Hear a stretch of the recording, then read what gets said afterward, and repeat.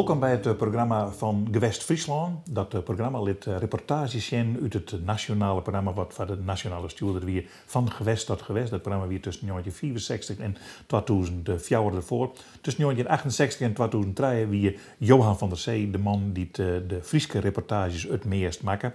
Net alle jaar, maar wel het allermeest. Wat wie die mooiste reportage? Dat weet ik niet. Dat weet ik niet. Ik hier een collega en die hier het altijd door. Dat is mijn beste reportage. Maar nee, ik weet het echt niet. De BNP werd ik van steeds, nou ja, die vinden heel leuk. Ja. Maar, en je komen de meest nieuwsgierige mensen zien. Ja, hè? Ja. Want wij gaan naar iemand daar en dan mag je eigenlijk eerst wat over vertellen. Douwe Wienstra. Douwe Wienstra. Nou, die ken ik al heel lang. Want toen ik bij de Rono werkte, toen gingen wij uit en terug op snijn een live uitsturing van Tjerketjesten. En ze kwamen bij op een gediek en dan kwamen bij een kerken en daar stier Douwe Wienstra, de organist, stier voor de deur en die zei: "Het kind net terug in, de E zit vast." En toen zei de technicus die erbij wie dat spelen ze de demmer omheen. En de kerketjes is terug in. En later hier bij het dorpsjoen, ook bij de Rono. En dan gingen we naar het dorp in Friesland en dan ging Douwe mij als organist. Dus daar waren de eerste contacten met Douwe. En ja, een hele merkwaardige man. Hij leeft het net meer, spietig nog. Toen ik net meer werkte, kreeg ze nou en dan kwam Douwe die bellen en dan hier er weer iets fantastisch. En nou, deze reportage, ik had er 2 uren maken. Deze gaat ook over zijn hobby's, zijn klokken en zijn... alle dingen in zijn boos. Hij maakte Vlaanderen hier er dan over. Ja. En hij speelde het op een piano en op het harmonium. Maar hij kon heel goed piano spelen. Hij had hier conservatorium. En in deze reportages zit er echt nog achter de vleugel in de lawaai.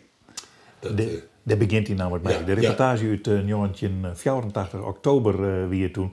En je hem naar Douwe Wienstra.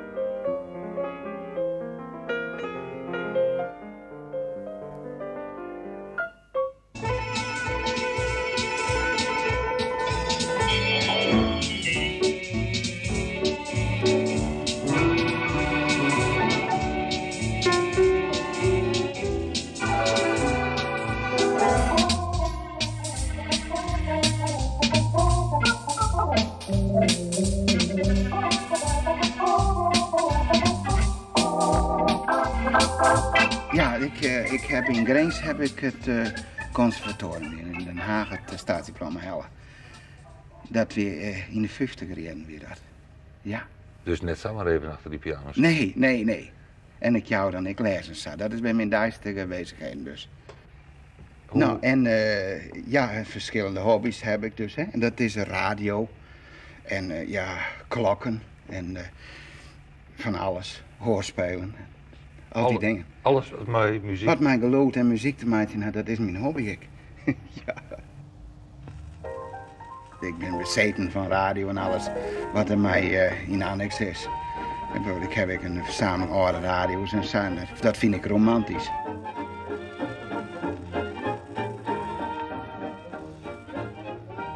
Bij wat nice, hè? Ja, bij wat nice, hè? Oude platen, hè?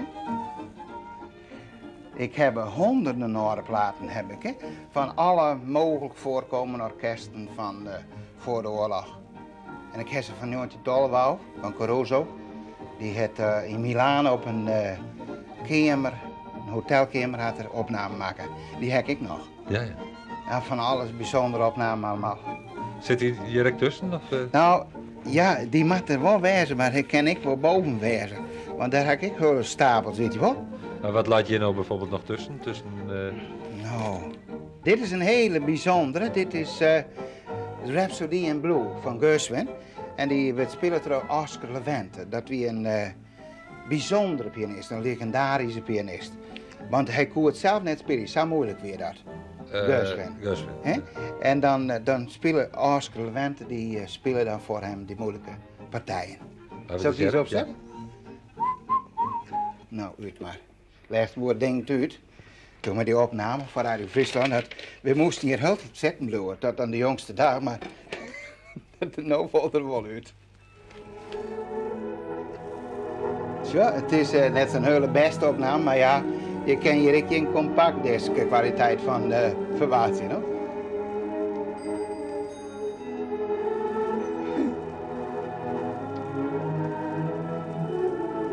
Nou, het is meer een document, is het, hè?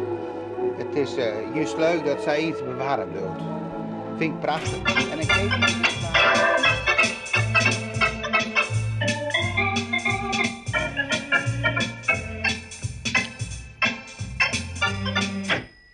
Tevreden hoe het loopt? Ja, dit loopt, dat maakt wel laaien. Er ben je eigenlijk nog oorloden, want overal klinken klokken. Ja, inderdaad. Klokken, daar hoor ik van, weet je wel. Waarom? Nou, dat is dus net om de tijd. Weet ik hoop dat we wel wat bij de tijd binnen. Maar dat komt omdat de sfeer die ze uitstralen, weet je wel. Zo uit de 18e eeuw, hè, de tijd van Mozart en zo. En die kastelen en dat spul dat ze doen hier, dat intrigeert me ook gruwelijk.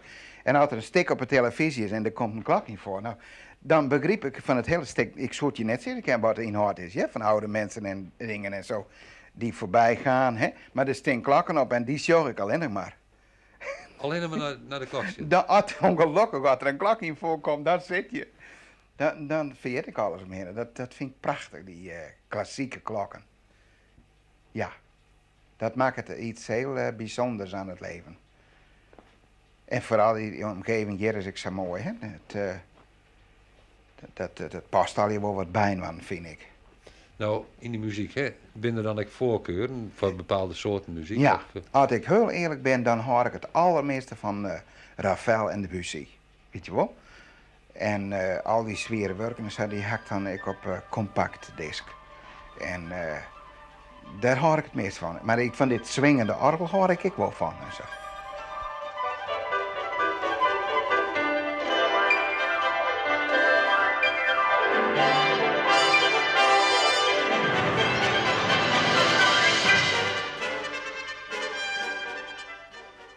Zulke dingen nou, ja. Elke minuut dwanden maar muziek en loopt. En loopt, ja. En opnemerij dus, zelf ik dus, hè. Dat verveelt niet? Nee, het verveelt nooit, nee. Nee, nooit. En acteren, een heel soort willen bij, hè? Ontzettend, ja, daar hebben we altijd een protte willen bij. Ontzettend. Ja, want de meeste mensen die nog ook rustig serieus, hè, over... Ja, waar ze mee bezig bent. Maar ik vind, je moet het humoristisch bezinnen. Dat heb je geen... Mijn heide die vertelde de hele dag verhaaltjes erop. Fantastisch. We gaan een volle betere entourage, maar mijn heide niet. Die hier in Noord niks dan een orde rustige fiets. En hij had zijn hele leven. Ben ik met daar bezig.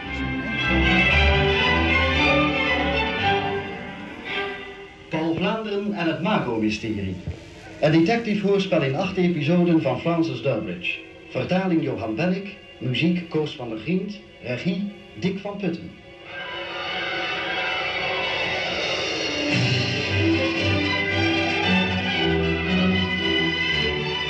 Ja, zo ging dat vroeger, dames en heren. Men had fantastische hoorspelen. Dodenhuis voor de oorlog, maar dat was lang voor mijn tijd. De Spooktrein. En natuurlijk het fantastische Paul Vlaanderen. Vandaag nog een klein stukje Paul Vlaanderen. Op een donkere, mistroostige avond zijn Paul Vlaanderen en Sir Graham op weg naar een donker grijs, naargeestig gebouw ergens in Soho in Londen. Ze denken daar het hoofd van een bende te ontmoeten die legio-moorden begaat op varkens, kippen enzovoort. Dit ontsteekt hier al hier, hè? Die harkspel. Ja, zeker. Kunnen we dat eens zien? Dat ja, dat kent zeker. Dit maakt uit. En dan met... nee, dat zit op deze. Even zien. Play.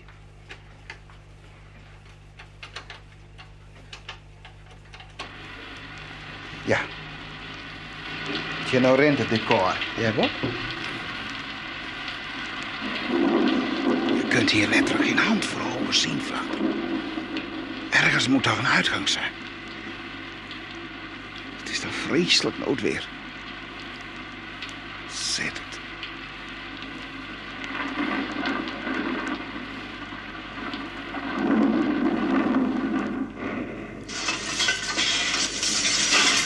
Wat was dat, Vlaanderen?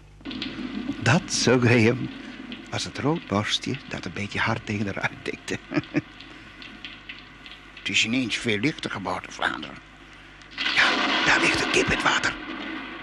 En overal zit paard daar. Trojka hier en trojka daar. Het lijkt wel een soort museum. Daar, zo Graham. Een strook licht onder de deur. Ik verstaan me ik boos, ja?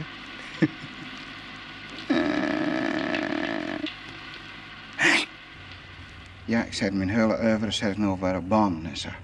Het hele oeuvre. Ja, en ik zou wel composities maken en zo. Dat is ik wel op lang speelplaten opnam en zo. Huh? Ja. Dus het is wel ergens alweer, het leidt vast. Dat leidt vast, ja. Alles leidt vast, ja. Dat is zo. En dat is belangrijk. Nou, ik vind wel, dan kan je het zelf ook nog weer. En, Ik zou me net praten dat je er net mee bent, want dat hoop ik direct net. Maar nou, Nee. dan kan je het nog eens weer jaren, no?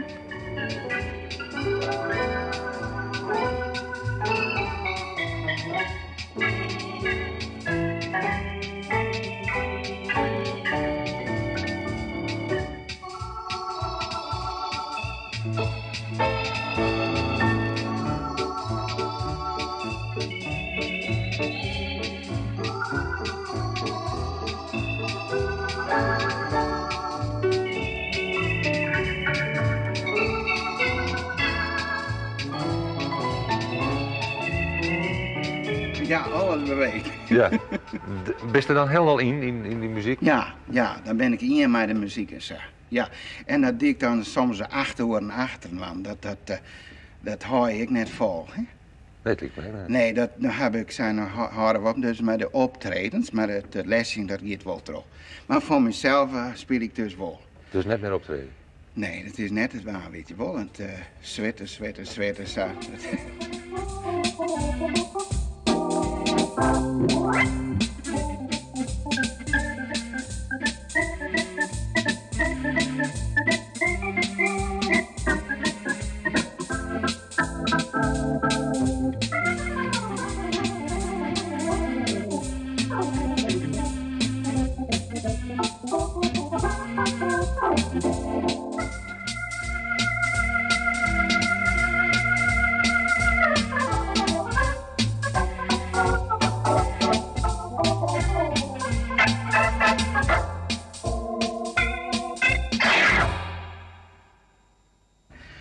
Even het zweet erbij. Ja.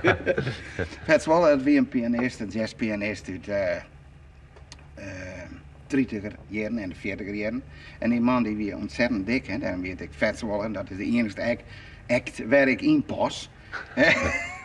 Maar Vetzwallen, dat meneer Otter in de gedichten hier dan al die platen van Thomas Vetzwaller. Hè, en dat, nou dat intrigeerde me zo, dat ik speel ze al je naai, weet je wel.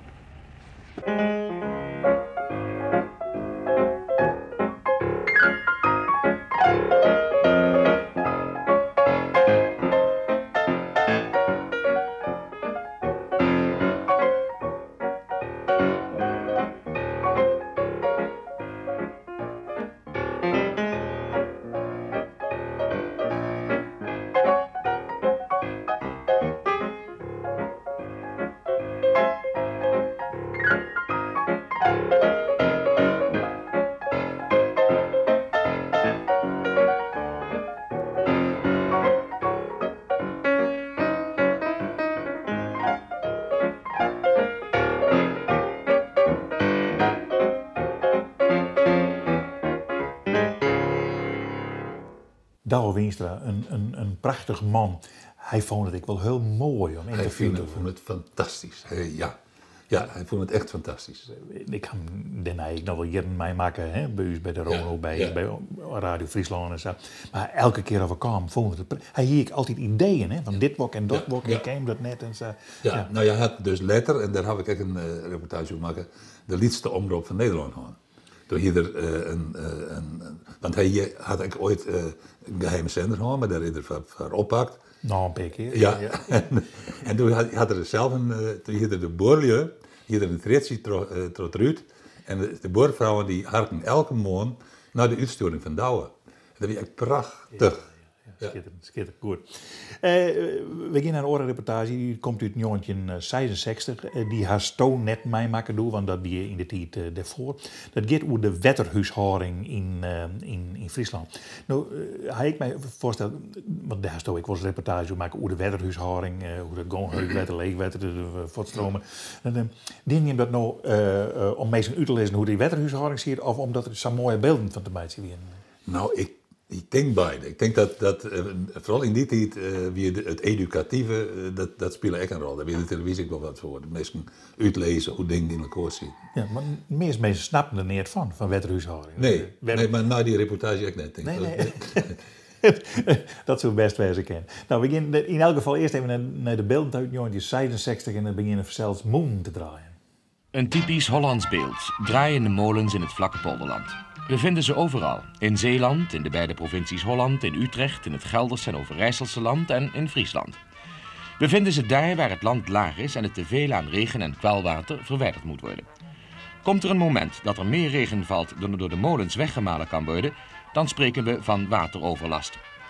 Dit deed zich verleden jaar december in grote delen van ons land voor, waarbij Friesland zwaar geteisterd werd. De gemiddelde neerslag over geheel Nederland bedraagt 738 mm. In de winter 1965-1966 was dat 950 mm, 212 mm meer dan gemiddeld. Gevolg grote overstromingen. Ook de honderden andere polders in het overige deel van Friesland moeten het overtollige water kwijt. Voor een deel gebeurt dit nog door windmolens, die evenwel, zoals de Bullemolen, met moderne zogenaamde gedekkerde wieken malen. We kunnen ons de boezem voorstellen als één grote vierkante bak, waarin een waterpeil van 15 centimeter boven Fries zomerpeil gehandhaafd moet worden. Stijgt het waterpeil, dan worden de uitlaatsluizen bij Harlingen en Dokkum Nieuwe Zijlen in werking gesteld. Als het boezemwater te hoog is en buiten de dijken laag water, dan is het spuien geblazen. Men kan het boezemwater dan vrij op zee lozen. Dit is de meest economische wijze van waterafvoer. Het water stroomt vanzelf naar de lager gelegen gebieden, in dit geval het eppeil van de Waddenzee. De zeesluizen kunnen onder gunstige omstandigheden bijna 3 miljoen kubieke meter water per etmaal uit de boezem halen.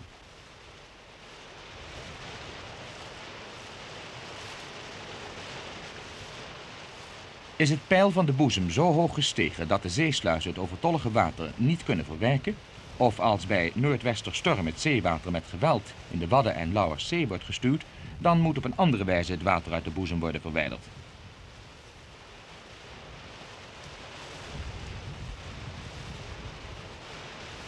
Het gemaal bij Lemmer treedt in werking. Het betekende destijds een grote winst in de strijd tegen het water. Nu kon bijna 6 miljoen kubieke meter water per etmaal extra weggemalen worden. Dit gemaal werd op 7 oktober 1920 door Haar Majesteit Koningin Wilhelmina in dienst gesteld.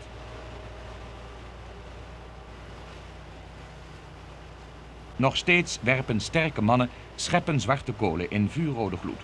Nog steeds draaien de machtige wielen en raderen en nog steeds helpt het ingenieur Dr. Wouda Gemaal te Lemmer mee aan de waterbestrijding. Door de mechanisering van de molens, waardoor sneller water uit de polders gemalen kan worden, en door de ruil- en herverkaveling met de daaraan verbeterde afwatering, moest er nog een gemaal gebouwd worden. Bij Staveren kwam dit nieuwe elektrische gemaal tot stand met een capaciteit tussen de 6 en 9 miljoen kubieke meter per etmaal.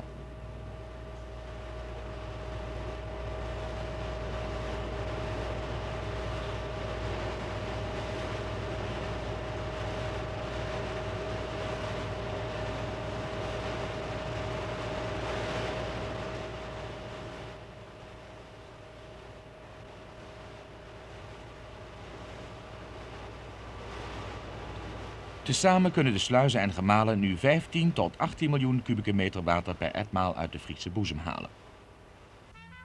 De toestand is dus door het in werking treden van het gemaal te Staveren verbeterd en aangenomen wordt dat niet meer, zoals in 1965, de bakker van Ter Kappelen per roeibootjes en broodjes moet brengen naar de boerin die eenzaam en verlaten door water omringd op een boerderij woont onder Ter Horne. Dinsdag jongstleden lag er wel wat water rond dezelfde boerderij, maar van overlast was weinig sprake. Meneer Brouwer, uw vrouw is niet thuis op het ogenblik? Nee, die is niet thuis. Waar is ze naartoe? Ze is naar Zurich. Dat was verleden jaar niet mogelijk, hè, door het hoge water. Nou, nee, tenminste, ja, hier reed natuurlijk wel een bus nog.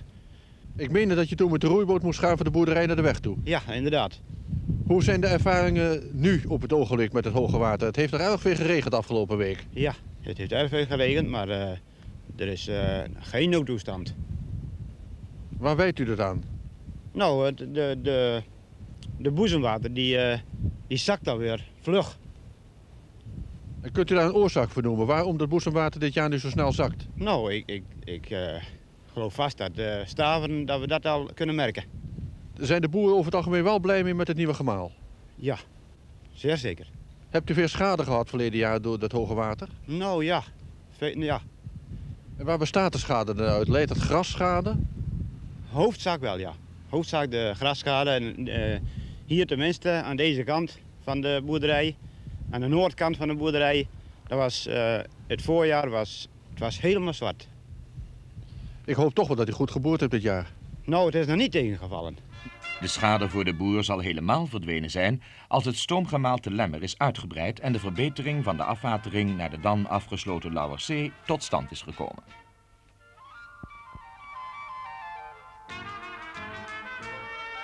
Wetterhuishouding, het gemaal in Starem zal linken wij bij. Dan zeg ik het even heel ingewikkeld mee. Ze willen weer een gemaal in Friesland erbij halen. Ja. Had het zin om de meesten dat uit te lezen in een reportage van Gewest tot Gewest? Ik zou het net doen. Nee. Want dat is het idioot. En je kent het wel met het wetter even wat snel eten, Ja. maar dat is dan alles. Ja. Nee, ik zou het net doen ook. Nee. Maar Ik is dat je opdracht? Van... Nee, dat is net de opdracht. Nee. Maar ja, wel een beetje. In die tijd doet van 1968 weer een commissie die de onderwerpen betocht. En daar zit een deputaire in, en daar zit Kampe Sikkema in, daar zit mevrouw Faber-Hornstra in, de pomeranten van Doel. En die bepalen mij wat er in die uitsturing kan. Dus er moest veel cultuur in, er moest dit in, er moest dat in. grote projecten in, en het gemaal, dat die zoveel kosten, dus dan moet je het op die manier. Ja, op die manier zie je dat. Want Oskant die de meeste onderwerpen maken, die ben op Texel, die koer Friesland, ik vind er helemaal net.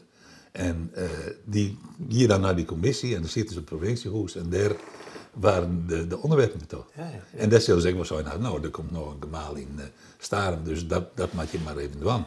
En dat deed er dan niet. Ja, en dat heeft toen een jongetje 68 verloren. Ja, dat hoorde net. En dat vonden die mensen net, dus die zei, nou hoorde het net meer, want nou komt er een van u zelfs. Oké. Nou, dus hebben we Takkenwieken volle meer van Sjen, van Johan van der Zee en van Gewest tot Gewest in het programma Gewest Friesland. Dat is de dan weer.